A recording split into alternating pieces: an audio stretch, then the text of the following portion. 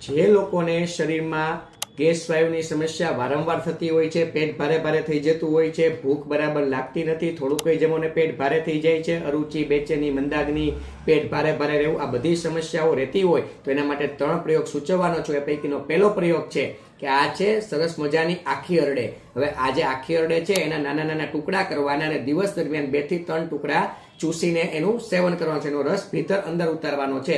કેમ કે અરડે છે ને એ વાતશામક ગુણધર્મ ધરાવે છે, એટલે કે વાયુનું શમન કરે છે, પાચન શક્તિને મજબૂત કરે છે, પાચન એન્ઝાઇમને સક્રિય કરે છે, મંદ પડેલા હોજરીના અગ્નિને સતેજ કરે છે, પરિણામે ભોજન બરાબર પચી જાય છે. અને ભોજન બરાબર પચી જાય એટલે વાયુની જે ગતિ છે એને શાંત થવું પડે છે અને વાયુ અને ગેસની સમસ્યામાંથી તમારા શરીરને મુક્તિ મળે છે. અને હરિતકીનું બીજું સરસ મજાનું કામ શું છે, તે આંતરડાને સાફ કરે છે અને કબજિયાતની સમસ્યામાંથી મુક્તિ અપાવે છે. બીજા નંબરનો પ્રયોગ છે કે તમારા ઘરે આદુ પડ્યું હોય એના નાના નાના ટુકડા કરવાના અને એને સૂકવી દેવાના, અને એ સુકાઈ ગયેલા ટુકડાને 2 થી 3 ટુકડા સમયાંતરે દિવસ દરમિયાન એને ચૂસવાના, અને એની સાથે નાનો એવો સાકરનો ગાંગડો ચૂસવાનો. હવે આદુમાં છે ને જિંજરોલ નામનું તત્વ છે, એ પાચન એન્ઝાઇમને સક્રિય કરે છે, ભોજન સરસ મજાનું પચાવી જાણે છે, મંદ પડેલા હોજરીનો અગ્નિ છે એને તેજ કરે છે, અને વાયુ બનવાની પ્રક્રિયાને રોકે છે અને વાયુ બનતો અટકાવે છે. પરિણામે વાયુની સમસ્યામાંથી તમને લોકોને સરસ મજાની મુક્તિ મળી જાય છે. અને જે સાકર છે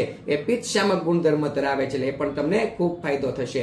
ત્રીજા નંબરનો જે પ્રયોગ છે કે તમે જે છાશ પીવો છો એમાં ધાણા જીરું મિક્સ કરી દેવાનું, કેમ કે છાશમાં પ્રોબાયોટિક રહેલા છે. એનું કામ શું છે, ગુડ બેક્ટેરિયાને મેન્ટેન કરવાનું, એને ઘટવા ન દેવાનું. પરિણામે પાચન શક્તિ મજબૂત થાય અને ભોજન બરાબર પચી જાય. અને ધાણા જીરું છે એ શું કામ કરે કે મંદ પડેલા અગ્નિને તેજ કરે, પાચક રસોને સક્રિય કરે, પેટ બરાબર હળવું રાખે અને ગેસ બનવાની પ્રક્રિયાને તે ધીમી કરે, અને એક સમય એવો આવે કે ગેસ બનતો અટકાવી દે. એટલે આ 3 પ્રયોગ કરવાથી તમારી પાચન શક્તિ મજબૂત થઈ જશે અને પેટમાં ગેસ બનતો બંધ થઈ જશે.